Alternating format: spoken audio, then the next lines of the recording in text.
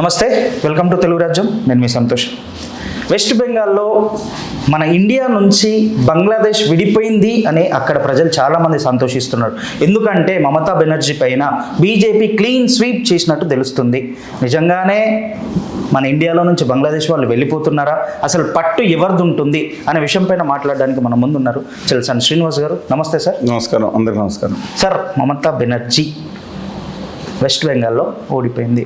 BJP చాలా చాలా చాలా మెజారిటీతో గెలిచిన సంగతి తెలుస్తుంది. ఏంటి సార్ దీనికి ఎవరు బ్యాక్గ్రౌండ్ వర్క్ ఎవరు చేశారు? ఇంతకుముందు లాస్ట్ టర్మ్ దాకా కూడా ఆమెదే పై చేయి ఉండే. ఇప్పుడు ఎందుకు సడన్గా ఇలా మరీ టూ మచ్ ఓడిపోవడానికి కారణం ఏమైంది? అంటే లాస్ట్ టైం 214 సీట్లు మరీ టూ మచ్గా బీజేపీ ఓడిపోవడం అది కాదండి. మొట్టమొదటిగా గెలిచిన భారతీయ జనతా పార్టీకి అభినందన తెలియచేద్దాం. అక్కడ అస్సాంలోను 2 పోట్లు గెలిచింది. ఎన్డీఏ రంగస్వామి గారు మన సోదరుడు లాంటి మనిషి, అది వేరే వాళ్ళ దయనమాలతో ఒక పార్టీ బీజేపీ ఒక సీట్ ఉంటుంది. అందువలన దానికి కారణాలు చాలా ఉన్నాయి. మొట్టమొదటిగా మనం చెప్పాల్సింది, ఇవాళ బీజేపీ అధికారంలోకి వచ్చిందని అనుకోవద్దు. బీజేపీ మాతృ పార్టీ ఇది ఎప్పుడో చాలా కాలం క్రితం, సంవత్సరాల ముందే మహమ్మద్ అలీ జిన్నాకు సంబంధించిన ముస్లిం లీగ్తో కలిసి, ముస్లిం లీగ్ పార్టీతో కలిసి కాంగ్రెస్ పార్టీలు బయటికి వెళ్ళిపోయిన తర్వాత ప్రభుత్వం ఏర్పాటు చేసి దాంట్లో శ్యామప్రసాద్ ముఖర్జీ గారు ఆర్థిక శాఖ మంత్రి ఉన్నారు. ముస్లిం లీగ్ ప్రభుత్వంలో ఫజల్ హక్ గారి ప్రభుత్వంలో కూడా మంత్రి చేశారు. ఆ టైంలో నేతాజీ, బ్రిటిష్ వాళ్ళ ఆశీస్సులతో ఉండే ఈ ప్రభుత్వాలు, నేతాజీ సుభాష్ చంద్రబోస్ని వెంటాడటానికి 50 టీములు పెట్టింది బ్రిటిష్ ప్రభుత్వం. వీళ్ళ ప్రభుత్వాలు దాంట్లో ఉంటే స్వాతంత్ర సమరయోధులను కాల్చి చంపేసింది బ్రిటిష్ అండ్ ప్రభుత్వాలు. ఆ టైంలో నెహ్రూ గారు, సర్దార్ వల్లభాయ్ పటేల్ గారు జైల్లో ఉన్నారు. ఆ టైంలో వెళ్ళి ముస్లిం ప్రభుత్వం చేయింది. ఇప్పుడు భారతీయ జనతా పార్టీ మాతృ ప్రభుత్వం మళ్ళీ తిరిగి అధికారంలోకి వచ్చింది. అప్పుడు ఉమ్మడిగా ముస్లిం లీగ్ ప్రభుత్వంలో ఈ రోజు సొంతంగా సొంత బలంతో బీజేపీ అధికారంలోకి వచ్చింది. అందుకని నాట్ ఫస్ట్ టైం అండి. ఆ ముఖర్జీ గారి కళ అనేది మళ్ళీ తర్వాత నెలవేరిందని అనుకుంటూ ఉంటారు. దేశం కోసం ప్రాణం అర్పించిన గొప్ప వాళ్ళు ఒకళ్ళు. దో డిఫర్ విత్ దెమ్ ఐడియాలజీ. సరే, coming back to the point. దానికి ముఖ్యమైన కారణాలు ఏంటంటే, మీరు అనుకుంది ఈ బాగా బీజేపీ బంగ్లాదేశీలు ఎస్ఐఆర్ పెట్టింది. దాదాపు వీళ్ళు చెప్పింది నికరంగా కూడా 50 లక్షల ఓట్లు పక్కా ఓట్లు తీశారు, మిగతాది వేరే ఓట్లని. ఏదన్నా డిఫరెంట్ ఇష్యూ. ఇవాళ అసలు బంగ్లాదేశ్ నుంచి అక్రమంగా లేదా రోహింగ్యాలు అక్రమించిన వెంటనే పంపించాలి కదా. ఇప్పుడు హైదరాబాద్లో కూడా వాళ్ళు ఉంటే ఎవరిది బాధ్యత? ముందు కేంద్ర ప్రభుత్వ బాధ్యత కదా. సెక్యూరిటీ ఫోర్స్ అంతా తెలంగాణ ప్రభుత్వం కేసీఆర్ గారు, రేవంత్ రెడ్డి గారి అధీనంలో అక్కడ బంగ్లాదేశ్ సెక్యూరిటీ ఫోర్స్ ఉందా? బోర్డర్ సరిహద్దు భద్రత అక్కడ ఉన్నాయండి. బిఎస్ఎఫ్ అక్కడ ఉందా? ఆర్మీ ఉందా వీళ్ళ చేతుల్లో? అన్ని రాష్ట్రాలు దాటి వచ్చేసి అక్కడ నుండి ఖచ్చితంగా వాళ్ళు ఐడెంటిఫై చేసి పంపించాల్సిందే. No second. దాన్ని వాడుకోకూడదు రాజకీయాలకి. బీహార్లో ఎస్ఐఆర్ పెట్టారు, ఎంతమంది తేలారు? కానీ బెంగాల్ సరిహద్దు రాష్ట్రం కాబట్టి ఇబ్బంది ఉంది. కానీ 1947 తర్వాత 1970లో దుర్మార్గమైన నీచి నికృష్టమైన పాకిస్తాన్ దుర్మార్గాలకే మతపరమైన దానికి తట్టుకోకుండా కోట్ల మంది ప్రజలు వాల్సి వచ్చారు బంగ్లాదేశ్కి. వాళ్ళు 90% మంది హిందువులు. వాళ్ళు మతు అని ఏదో కమ్యూనిటీ పేరు పెడతారు వాళ్ళు. సత్యమండి ఇది. వాళ్ళు అక్కడ ఇప్పుడు ముస్లిమ్స్ కొంతమంది వెళ్ళిపోయారు, హిందువులు అక్కడి నుంచి వచ్చారు. ఇది సత్యం, ఇది జరిగింది. అది ఈ మధ్యకాలంలో కొంతమంది హైలైట్ చేస్తుంది. ఈ మధ్యకాలంలో అక్కడ బంగ్లాదేశ్ తలసరి ఆదాయం ఇప్పుడు ఇండియా కంటే ఎక్కువ వెళ్ళింది ఈ సంవత్సరం. సరే, వాళ్ళే ఎక్కువ మంది ఉంటారు, వాళ్ళు రావచ్చు. ఇవాళ దీన్ని వాడుకున్నారు. ప్రజలకు తెలియంది ఏంటంటే దీన్ని అద్భుతంగా వాడుకున్నారు. మమతా బెనర్జీ గారు కూడా మైనార్టీని ప్లీజ్ చేయడానికి ఎక్కువ అవసరానికి మించి చేసి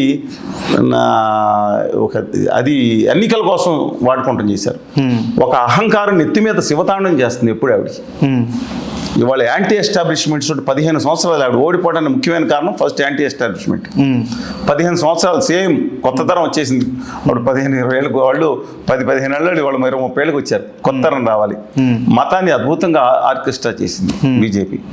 ప్రజలు మార్పు రానివ్వడం తప్పలేదు. అక్కడ ఇప్పుడు అదానీ గారు, అంబానీ గారు, మొత్తం గుజరాతీ మారవాడి వాళ్ళందరూ వచ్చేస్తారు. అక్కడ డేటా సెంటర్లు అని పెట్టుకుంటారు. వాళ్ళు బాగా వాళ్ళ అభివృద్ధి దేశ అభివృద్ధి కింద భావించమని కోరుకుంటారు వాళ్ళు. కానీ నిజమైన బెంగాలీలు అద్భుతమైన శక్తి సామర్థ్యాలు కలిగిన వాళ్ళు, ఆర్థికంగానే కాకుండా మేధోపరంగా నెంబర్ 1 ఇండియాలో అని చెప్పాలి. మనం తక్కువ అంటది, కానీ వాళ్ళు చాలా గొప్ప మేధోపరంగా. శరత్ కానీ, అసలు మనం ఠాగూర్ గారు కానీ, మాకు చిన్న విషయం కాదండి. అక్కడ చాలా సాంస్కృతిక పరంగా చాలా గొప్ప ప్రదేశం. సరే, కమింగ్ బ్యాక్ టు ఇవాళ తీసుకుంటే అండి ఇంకొక నార్త్ అంటే జలపాయిగురి, సిలిగురి ఈ ప్రాంతాల్లో క్లీన్ స్వీప్ చేసింది బీజేపీ, అంటే డార్జిలింగ్ పరిసర ప్రాంతాల్లో. అలాగే మిడ్నపూరు, వెస్ట్ మిడ్నపూరు ఇవన్నీ కూడా ఏంటంటే పక్కన ఒరిస్సా అండ్ జార్ఖండ్ కానుకుండే, ఒరిస్సా పైన జార్ఖండ్ ఆనుకునే ప్రాంతాల్లో కూడా క్లీన్, అంటే సౌత్ సెంట్రల్లో కంప్లీట్గా సెంట్రల్ అది మమతా బెనర్జీ గారు దాదాపు 37 సీట్లు వచ్చింది, దాంట్లో నార్త్లో 6 సీట్లు వచ్చినాయి. కలకత్తా రీజియన్లో is able to withstand. కొంతవరకు డమ్డమ్లో సిపిఎం గెలుస్తుంది అనుకున్నారు, ఓడిపోయింది. ఫస్ట్ టైం ఆఫ్టర్ సో మన 0 సీట్ల నుంచి సిపిఎం 2 సీట్లు ఎక్కింది, కాంగ్రెస్ 1 సీట్ వచ్చింది, అంతకుముందు కాంగ్రెస్ ఉంది. అందువల్ల ఇవాళ కనుక పరిస్థితులు చూసుకుంటే సౌత్ సెంట్రల్లోను, మిడ్నపూర్లోను, అలాగే ఒక మీర్భూమ్ అనుకో ఆ జిల్లాలోను, మాల్దా దాంట్లో, ముర్షిదాబాద్ దాంట్లో కాదండి, మిగతా చోట్ల బీజేపీ దాదాపుగా అద్భుతమైన విజయాన్ని సాధించింది. అందువలన let us wait and see. ప్రజలకు మార్పు కోరుకుంటారు, మార్పుని ఆహ్వానిద్దాం. అండ్ సార్, మనం చూసినట్లయితే 2 కాన్స్టిట్యూషన్స్లో బీజేపీకి ఓటు వేయొద్దని చెప్పేసి ప్లాస్టర్లు పెట్టినట్టు ఈవీఎం బాక్స్ పైన తెలుస్తుంది. అవి రీ-ఎలక్షన్స్ జరుగుతాయని కూడా తెలుస్తుంది. అది రీ-ఎలక్షన్ జరగాల్సిందే. దుర్మార్గులు కొన్ని చోట్ల నీచ నికృష్టులు కొంతమంది ఉంటారండి.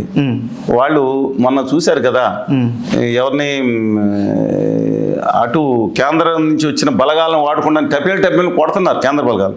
మనం థ్యాంక్స్ చెప్పుకోవాల్సింది ఏంటంటే వీళ్ళ అహంకారం, టీఎంసీ గోండాయిజం కూడా ఉంది, దాన్ని మనం ఖండించాలి. టీఎంసీ గోండాయిజాన్ని ఖండించాలి.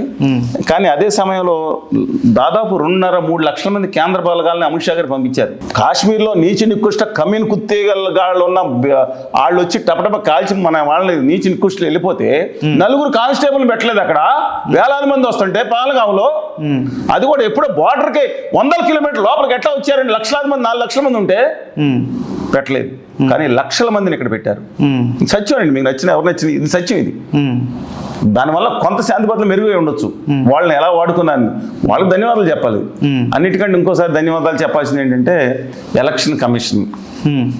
బీజేపీ చాలా అద్భుతంగా తమ ఎలక్షన్ కమిషన్ ఏదైతే చేసిందో చాలా ఎలక్షన్ కమిషన్ బ్రహ్మాండంగా చేసింది. బీజేపీ మొట్టమొదటి ధన్యవాదాలు చెప్పుకోవాల్సింది వాళ్ళ ఎలక్షన్ కమిషన్కి. తర్వాత ఏమో భద్రతా దళాలకి. మూడోది ఎంత ఎండల్లో కూడా రాత్రింబవళ్ళు పగలు, అంటే ఒక పగలు రాత్రి కూడా కష్టపడి ఈవీఎంలు పనిచేసాయి. పొద్దున్న రాత్రి కూడా పనిచేసాయి. వేడిలో కూడా కష్టపడి ఈవీఎంలు పనిచేసాయి. ఈవీఎంలు కూడా 3టికి ధన్యవాదాలు చెప్పుకోవాల్సింది. దాంతోపాటు దుర్మార్గంగా ఏకస్వామ్యంగా పరిపాలించిన, అహంకారంతో పరిపాలించిన యాంటీ ఎస్టాబ్లిష్మెంట్ ఏదైతే ఉందో అది ముఖ్య కారణం. దాంతోపాటు ఈ మూడు వ్యవస్థలు కూడా బాగా బీజేపీకి అనుకూలించి అది ఒక చోట కాదు సార్, 2 చోట్ల అయింది కదా. 1 చోట 2 చోట్ల అదే అండి. లక్షల సంఖ్యలో మీద పెట్టి దుర్మార్గాలు చేస్తుంటే 3 లక్షలు 4 లక్షల కేంద్ర బలగాలు పహల్గాంలో పెట్టలేదు, ఇంకో చోట పెట్టలేదు. ఎందుకు వచ్చినాయి అని అడుగుతున్నానండి. బెంగాల్ పోలీస్ పో, ఇక్కడి నుంచి పో అని దేశ హోంశాఖ మంత్రి మాట్లాడితే సిగ్గు అభిమానం అనుకుంటారా? వాళ్ళు తెలంగాణకు వచ్చి తెలంగాణ పోసి జావో దొబ్బారా అంటే ఊరుకుంటారా? ఆంధ్రాకి వచ్చి నేను కేంద్రం నుంచి పంజాబ్ నుంచి గుజరాత్ నుంచి బలగాలను పంపించాను దొబ్బాయి అంటే ఊరుకుంటారా? కడుపు మండిపోతుంది ఒక్కొక్కరికి. కానీ అంతకుమించి కడుపు మండి పని మమతా బెనర్జీ గారు చేశారు. ఏకస్వామి, అది ఏకస్వామి. వాళ్ళు దేశం అంతా ఆదాని గారి దాంట్లో చప్పట్లు తెచ్చుకుంటూ బానిసలుగా బతికే రోజులు వస్తున్నాయంటే అది వాళ్ళ ఇష్టం, మీ ఇష్టం. I don't have an objection. వాళ్ళు ప్రజాస్వామ్యం అనేది బీజేపీని ఎక్కితేనే ఉంటుందండి. ప్రజాస్వామ్యం బీజేపీని ఎక్కితేనే ప్రజాస్వామ్యం, బీజేపీని ఎక్కితేనే హిందువులు ఉన్నట్ట లేదు. ఇవాళ నేను చెప్తున్నాను, రాసుకోండి.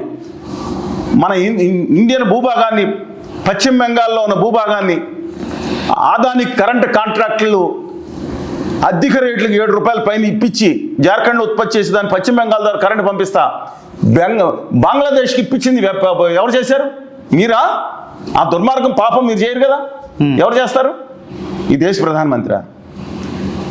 70 సంవత్సరాల నుంచి మన ఇండియాలో ఉన్న భూభాగంలో ఒక 40 విలేజ్లు ఉన్నాయనుకోండి, బంగ్లాదేశ్లో ఒక 20 విలేజ్లు ఉన్నాయి. మనకు ఎక్కువ భూభాగం, ఇండియా భూభాగం తీసుకెళ్ళి తాకట్టు పెట్టింది ఎవరండి?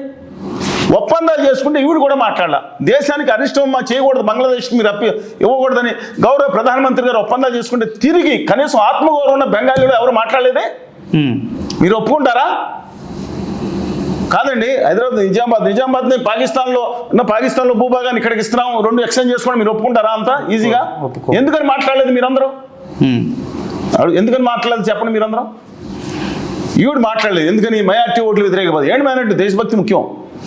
ఎందుకు మాట్లాడలేదు? అక్కడ కాంగ్రెస్ వ్యతిరేకించారు, సిపిఎం పార్టీ వ్యతిరేకించారు, వాళ్ళకి ఓట్లు పడవు. ఎందుకంటే మత ప్రాతిపదిక ఓట్లు తెస్తే ఒకళ్ళు ఒక సైడు, ఒకళ్ళు ఒక సైడు. ముస్లిం హిందూ సెక్యులర్ వాళ్ళకి అసలు లేదన్నమాట. మంచి భావన అనేది ఉండడానికి అవసరం లేదు. మీరుంటే అక్కడ సావండి, లేదా ఇక్కడ సావండి.